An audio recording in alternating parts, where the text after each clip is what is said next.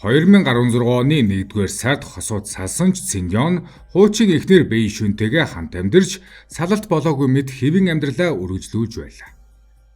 Тэдний салалт нь зүгээр л урандаа хийсэн зүйл байсан бөгөөд 2016 оны 6-р сард дахин гэрлэлтэд батлуулахаар тохиролцсон байсан ч тодорхой шалтгаанаар хойшилжээ. Үүнээс болж хосуудын хооронд дахин маргаан гарсан байна.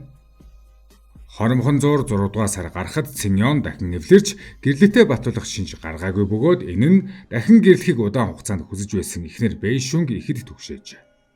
Нэгэн өдөр Бэйшүн урдын адил Циньоны хувцсыг угааж байхдаа түүнийг шийтгэх бодол төрсөн байна.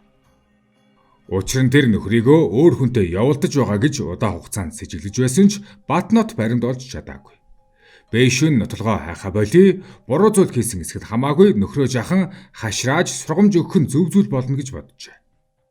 Хэрвээ тэр үнэндээ буруу зүйл хийгээгүй бол энэ нь түүнд нэг төрлийн дархлаа болно гэж тэр бодсон байна.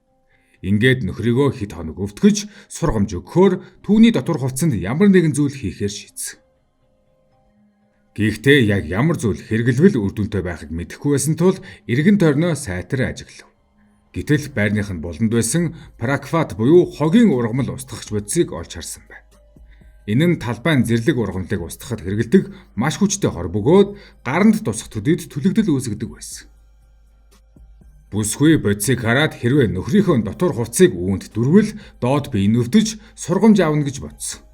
Тэгээд нэг жижиг төмпөн гаргаж ирээд Циньоны дотор хувцсыг хийж дээрээс нь пракват хийж дүрсэн байна.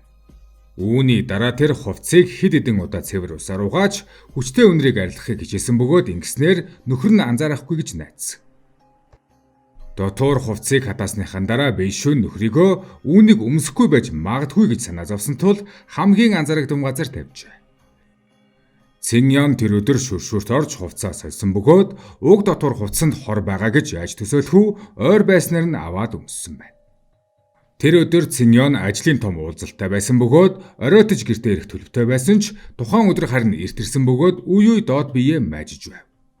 Бэйшүн үнийг хараад дотроо нууцхан баярлав. Хогийн ургамлын хор пракват үйлчилж ихснийг тэр ойлгож Циньон одоо өвдөж захтанж байгаа нь гарцаагүй гэж бодсон байна. Гэвч бүсгүй Циньон үнэхээр ажил ялцахаар явсан уу эсвэл өөр эмэгтэйтэй уулзсан уу хэмээн бодож доод бие нь ингэж эвгүрхэж байгаад эрт ирсэнд нь уурлаж эхэлжээ. Тэгээд нөхрийгөө илүү удаан шийтгэе гэж шийдэн дотор хувцсанд хор хийснээ нууцалсан хэвээр байлаа. Харин удалгүй Циньоны биеийн байдал уламд ортож гидсэн өвдөж суулгаж эхлэв. Тэр суулгалтын өвчин туссан байж магадгүй гэж бодоод эмийн сангаас өрөвслийн эсрэг болон суулгалтын эм авч уусан байна. Гэвч 3 дахь өдөр гэхэд байдал дээрдсэнгүй. Циньон харин хошин байдлаар охиноосоо ээж чинь хоолндоо хор хийсэн юм биш үз гэж асуужээ. Бэйшүн үнэндээ дотор хувцсанд хор хийснээ нуусан ч хоолнд ямар ч асуудал байхгүй гэж итгэлтэй хэлээд бүр хошигнон бүгд нэг тогооноос хоолсон. Тэгээд яагаад ганцхан чи өвдөд байгаа юм хэмээн яжилжээ. Энэ үг Циньоныг бүр тайвшруулсан бөгөөд тэр анхаарлаа сулруулсан байна. Гэвч эцэст нь өвдөлт тэсвэрлэхийн аргагүй болж эмнэлэгт очиж үзүүлэхэд хэтэрхий оройтсон байв. Тухайн үед ургамлын хор биелүү нэвтэрч Циньон шууд эрчим тэмчилгээний тасагт шилжжээ. Энэхүү эмгэнэл тэрэг анханасаа хоёр хүний хоорондын ойлголцлын дутагдлаас үүссэн байв.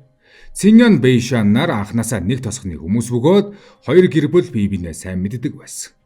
Хүүхэд наснаасаа найзалсан тэд нас бие гүйцэн хоноо тосхны зуучийн тусламжтайгаар тэд гэр бүл болсон байна. Эхний үед гэр бүлийн амьдрал аз жаргалтай байсан ч нөхөр Циньон нийгмийн сүлжээх ашигладаг болсныг Бэйшүн дургуутсаж эхэлсэн. Циньон ухаалаг чадварлаг хүн байсан тул Бэйшүн нөхрийнхөө хажууд өөрийгөө дорд гэж мэдэрч харин нөхрийн анхаарал багассан нь түүнийг улам түгшээсэн байна.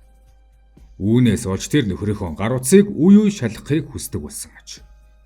Эхэндээ нөхөр нь түүнд гар утсаа шалгуулж хамтдаа юм үздэг байсан ч цаг өнгөрөх тусам залхаж татгалзах болсон. Заримдаа Бэйшүн түүнтэй маргалдахад нөхөр нь шууд гэрээсээ гарч тэдний жимсний дэлгүүрт очиж унтдаг болсон байна. Үүнээс олж Бэйшүн нөхрийнх нь хайр айлдын үгүй болсон гэж бодож гэрлэлтэд цоцлуулахыг шаардсан. Гэвч гайхалтай нь Циньон маргалдаагүй харин шууд зөвшөөрсөн байдаг. Салалтын дараа Бэйшүн ихэд гунигалсан боловч Циньон түүнийг тайтургуулсангүй. Харин охиныхоо өсөж буй орчныг бодолцсон салсан ч нэг гэртээ амьдрий гэж шийджээ. Гуниг дунд байсан Бэйшуан хоёр биентэйгээ ойрхон байвал харилцаагаа сэргээх боломж байна гэж итгэсэн. Тийхүү салалтын дараа тэдний хоорондын ур амьсгал аажмаар уучин болж алдсан хойноол үн цэнийг мэддэг гэдгийг ойлгосон мэт харилцаагаа илүү анхаарах болжээ.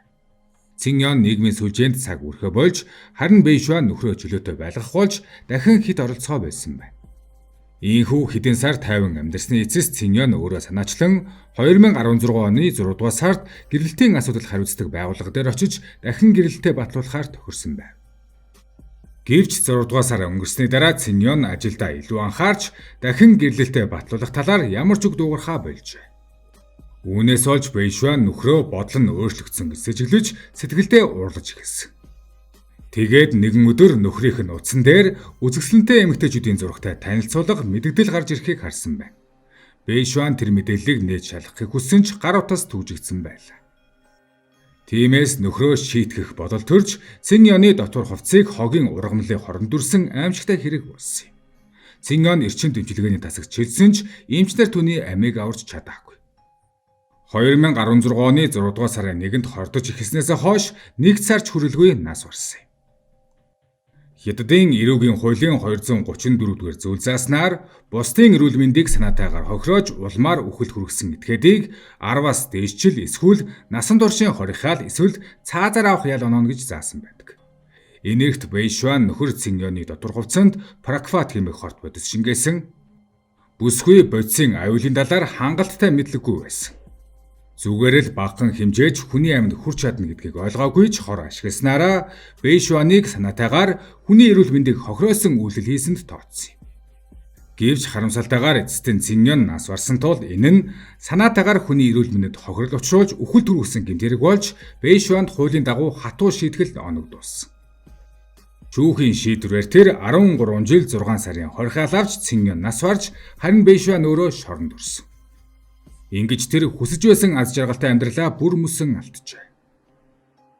Ийм төрлийн эмгэнэлт хэрэгүүдийн ихэнх нь нэг л буруу бодлоос эхэлдэг. Энэ цусд явдал нь багч бай муу үйлийг бүү хий гэсэн эртний сургаалын бодит анхааруулга. Хятадын хөдөө орон нутагт түгээмэл хэрэглэгддэг пракват хэмээх бодис нь анх хөдөө аж ахуйн зориулалттай үүс устгах өндөр үр ашигтай бодис байсан.